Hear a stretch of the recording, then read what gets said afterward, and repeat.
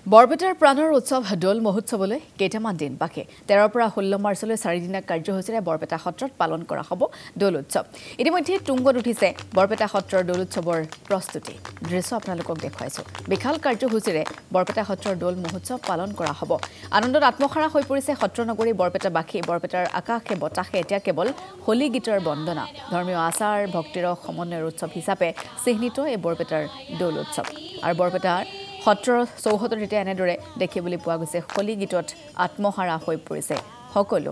আমি এই মুহূৰ্তত ফোনযোগে সংযুক্ত হ'বলৈ বিচাৰিম পোনপটীয়া সম্প্ৰচাৰত নামনি অসমৰ ব্যুৰ' বিক্ৰম কাকতিৰ সৈতে। বিক্ৰম উপস্থিত আছে বৰপেটা সত্ৰত। গতিকে হোলী গীতৰ এই দৃশ্য বিক্ৰমে আমাক খুব সুন্দৰভাৱে দেখুৱাব। পোনে পোনে যাম বিক্ৰমৰ কাষলৈ। চাওক, শ্ৰীকৃষ্ণৰ দৌল উৎসৱলৈ মাজত মাত্ৰ কেইটামান দিন। আৰু দৌল মহোৎসৱ বুলি ক'লে প্ৰথমে মনলৈ আহে সত্ৰনগৰী বৰপেটাৰ কথা। আৰু উদুলি মুদুলি এতিয়া সত্ৰনগৰী বৰপেটা, কিয়নো দৌল উৎসৱলৈ মাজত মাত্ৰ কেইটামান দিন। আৰু বৰপেটাৰ দৌল মহোৎসৱ বুলি ক'লে প্ৰথমে মনলৈ আহে বৰপেটাৰ হোলী গীত। আৰু আমি আজি আমাৰ দৰ্শকসকলক হোলী গীত শুনাবলৈ চেষ্টা কৰিম, যিহেতু বৰপেটাত এতিয়া হাতীয়ে হাতীয়ে চলিছে হোলী গীতৰ আখৰা। আমি এই হোলী দল এটাৰ লগত আহি উপস্থিত হৈছোঁ আৰু তেওঁলোকে হোলী গীতৰ আখৰা কৰি আছে ইয়াত। গতিকে আমাৰ দৰ্শকসকলকো আমি কিছু হোলী গীত শুনাবলৈ চেষ্টা কৰিম। আমি পোনে পোনে আপোনালোকৰ ওচৰলৈ আহিছোঁ এটা হোলী গীত পৰিৱেশন।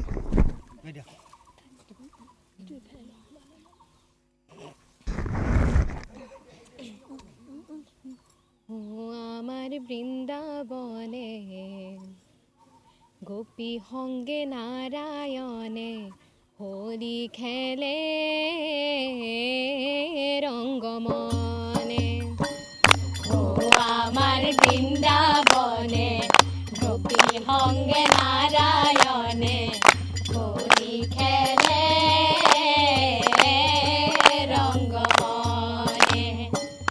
ও আমার বৃন্দাবনে গোপী সঙ্গে নারায়ণে হোলী খেলে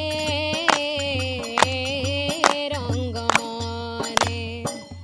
ও আমার বৃন্দাবনে গোপী সঙ্গে নারায়ণে হোলী খেলে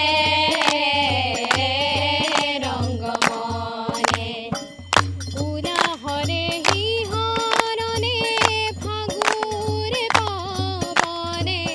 উলা হরে হিহরণে ফাগুরে পবনে। উলা হরে হিহরণে ফাগুরে পবনে। উলা হরে হিহরণে ফাগুরে পবনে। ঋতুরাজন তালে তালে পলা ফরে ডালে ডালে। ঋতুরাজন তালে তালে পলা ফরে ডালে ডালে। ঋতুরাজন তালে তালে পলা ফরে ডালে ডালে। ঋতুরাজন তালে তালে পলা ফরে ডালে ডালে। ও আমার বৃন্দাবনে গোপী সঙ্গে নারায়ণে হোলী খেলে রঙ্গমনে। ও আমার বৃন্দাবনে গোপী সঙ্গে নারায়ণে হোলী খেলে